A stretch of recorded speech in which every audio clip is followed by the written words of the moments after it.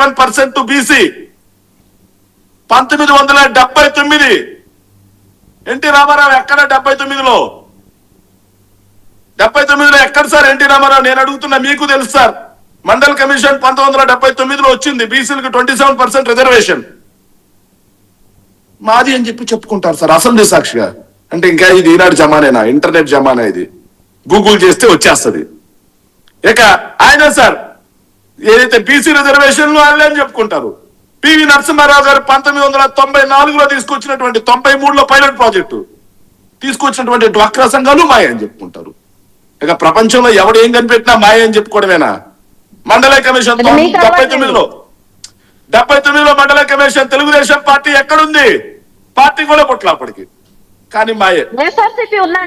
శేఖర్ రెడ్డి గారు మేము తెచ్చా అని చెప్పుకోండి సార్. ఆవిడ ఆపండి సార్. ఆవిడ మాట్లాడినప్పుడు నేను ఎక్కడ మాట్లాడాలా సార్? చర్చ అనవసరం, నేను అయిపోతా. మీరు చెప్తున్నారు కదా సార్, కనీసం డెక్కరం మెయింటైన్ చేయాలని చర్చ ఎందుకు సార్?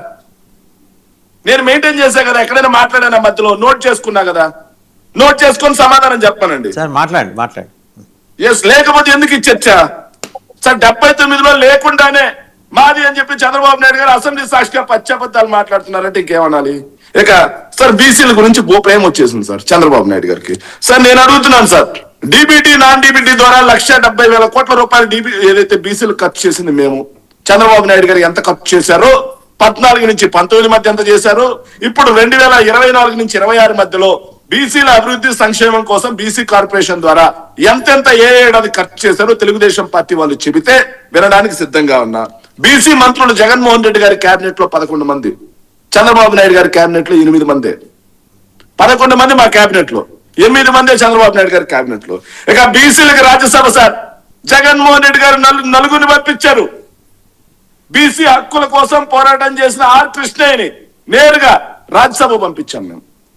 సో 2000 మొన్న బీసీ అయ్యన్న పాత్రుడు గారి కుమారుణ్ణి పంపించేంత వరకు చంద్రబాబు నాయుడు గారి చరిత్రలో ఒక్క బీసీని 14 సంవత్సరాలు ముఖ్యమంత్రిగా చేశారు. ఒక్క బీసీని కూడా రాజ్యసభ పంపిలా. Not even single BC. వీళ్ళకి బీసీల మీద చిత్తశుద్ధి, వీళ్ళ యొక్క విధానం అంట బీసీ అది. ఇక బీసీ అయిన బూడి ముత్యాలనాయుడిని మేము డిప్యూటీ సీఎం చేశాం. బీసీ అయినటువంటి తమ్మినేని సీతారాంని చైర్మన్ చేశాం మేము. ఇంకో పక్క చూసుకుంటే శాసన మండలిలో మేము ఏదైతే ఎమ్మెల్సీలకు సంబంధించి 69% పదవులు, అంటే దాదాపుగా 29 మంది బీసీలకు ఇచ్చాం. వీళ్ళు ఎంతమందికి ఇచ్చారో చెప్పాలి సార్. చంద్రబాబు నాయుడు గారి పాలనలో 18 మందికే ఇచ్చింది. ఇది 2014 నుంచి 19 మధ్యలో బీసీలకు ఇచ్చింది 18 మంది ఎమ్మెల్సీలకి. కానీ 19 నుంచి 24 మధ్యలో వైఎస్ఆర్సీపీ ఇచ్చింది 29 మంది ఎమ్మెల్సీలకి. ఎవరికి బీసీల మీద ప్రేమ ఉంది?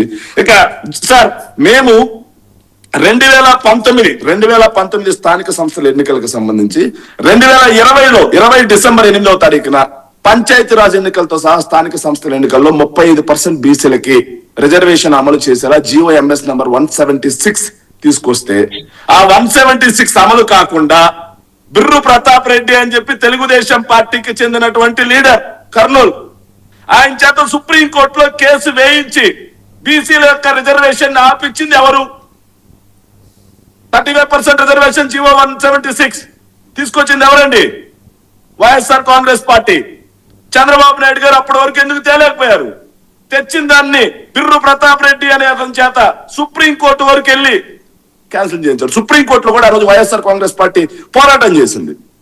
అయినా సరే రిజర్వేషన్లు 50%కి మించకూడదు అని చెప్పేసి మన సుప్రీంకోర్టు తీర్పు ఉన్న నేపథ్యంలో సో రిజర్వేషన్లు ప్రభుత్వంలో కాదు మా పార్టీ తరపున ఇస్తాము అని చెప్పేసి ఆ రోజు గొప్పగా చేశాం సార్. పార్టీ తరపున ఇస్తామని చెప్పేసి జెడ్పీ చైర్మన్లలో 13 వైసీపీ గెలిస్తే 6 బీసీలకు ఇచ్చాం సార్. అంటే దాదాపుగా 46% సార్.